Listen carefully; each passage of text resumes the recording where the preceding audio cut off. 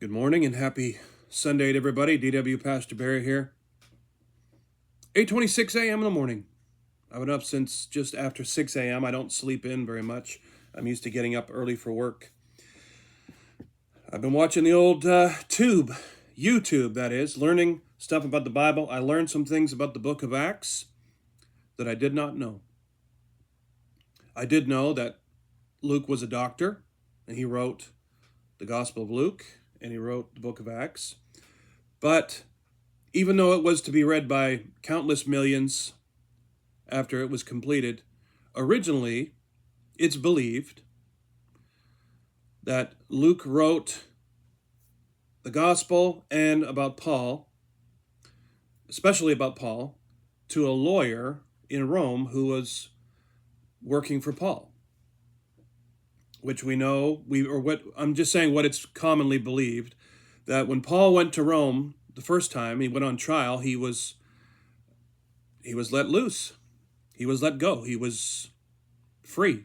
And then he got arrested again later, and that's when he was executed. But basically, and it makes sense that Luke, being a doctor, took great notes, great storyteller, good detail, but he was writing it to Theophilus, which it sounds like that man was a lawyer, a Roman lawyer.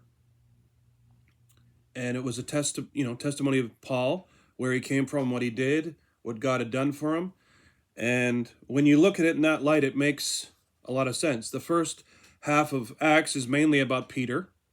Yeah, there's other disciples involved, but then it takes a big look at Peter, and then later the rest of it's all Paul. And I think there's really something to that. So it's just something interesting to look at, think about, really gives you a different take on the book of Acts. All right, turn to Matthew chapter 4. We're going to do just a little bit of reading in there this morning. This is Mornings with Jesus Devotional. We're now on January the 20th. I'm continuing slowly as the days go by. I'm getting better. I'm still feeling about 85%. A lot of congestion still. Just starting to get some of my smell and taste back. That's why I believe that this was a new strand of COVID. That's my opinion. And unfortunately, it sounds like it's touched some other people in the home now. At first, I was the only one who was showing any symptoms of things, so it was believed it was just my own personal thing, which I have always believed it was a sickness. It wasn't anything else going on. But anyway, so we do covet and we appreciate all the prayers. I've been on TikTok lately, was on last night, and mentioned everything and thanked everybody for praying for us. All right, Matthew 4:18 through 20 in the ESV says, "While walking by the Sea of Galilee, he saw two brothers, Simon, who was called Peter, and Andrew, his brother, casting a net into the sea, for they were fishermen. And he said to them, 'Follow me, and I will make you fishers of men.' Immediately they left their nets and followed him." And that's verses 18 through 20. I'm going to read some more here in the New Living Translation, the calling of the first disciples. So let's dive into it and see what it says.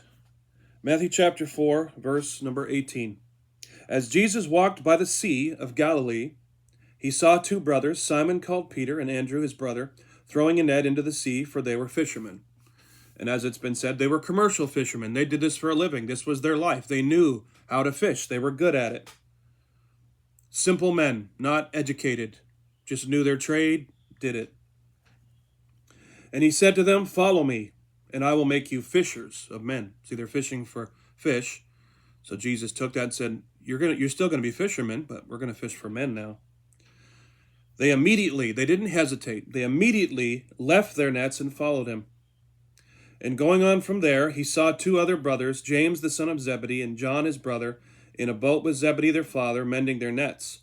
He called them. They immediately, same thing, left the boat and their father and followed him."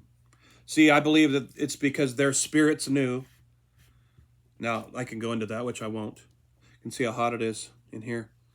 It's fogging up my glasses. These are some of my oldest pairs of reading glasses I ever had. I don't know the strength of them, but anyway, using them today. It is warm. This is someone bought this for me yesterday. It's a very warm shirt. It was at a church sale. But anyway, they immediately follow Jesus because I believe their spirit knew. Now, your mind, there are a lot of things your mind does not know, but your spirit does know. You can meet a person, completely forget them in your mind, but when your spirit sees them again, your spirit knows who they are. It's just that your mind doesn't know. I'll leave it at that. All right, here's what the author said. The author looks like Carrie, I can barely read it, Carrie Wyatt Keene, I think, or Kent. Maybe it's Kent. Carrie Wyatt Kent, one of the only names I can read in this thing. This is what they say on January the 20th. In the Sunday school classroom with the flannel graph Jesus and the orange plastic chairs, I stood with the other primary kids and belted out the words, "I will make you fishers of men, fishers of men, fishers of men." Our enthusiasm for singing was rivaled only by our passion for motions, which for this song included pantomiming, casting our rods, and then reeling them in over and over. It may have been fun and burned off some 6-year-old energy, but our exaggerated casting and reeling motions were woefully inaccurate. Unfortunately, such experiences shape us. This and other conversations about witnessing pointed to the idea that evangelism was meant to be undertaken individually, that it was akin some way to hunting. Peter, Andrew, and their father never owned a hook, rod, or reel. They fished with nets. And when Jesus used the metaphor of fishing for people, the image that would have come to Peter and Andrew's mind was just that, of a net. A net was typically cast over the side of a boat by 2 or 3 people. Fish were scooped, not hooked. Francis Schaeffer once said, "Community is the final apologetic." What if he was right? What if winning others to Christ involves casting a net with the help of others, and that net, cast by a community, gathers others into that community where they experience life-changing love and grace? What if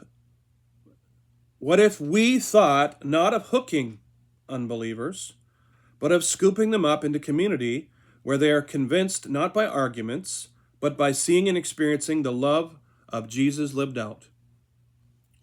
Interesting take on that. I'll leave it at that. I mean, besides, who wants to be hooked anyway? Rather be scooped in a net, right? Here's the faith step. Today, pray about and engage in community that intentionally draws others in. Yes, God's people have a lot of praying to do about a great many things, that is for sure. I'm sweating here. Man, the air conditioning's on, but it's got something wrong with it. It's not working right. I'm going to have to buy me a window unit, unfortunately. God help me with the finances in Jesus' name.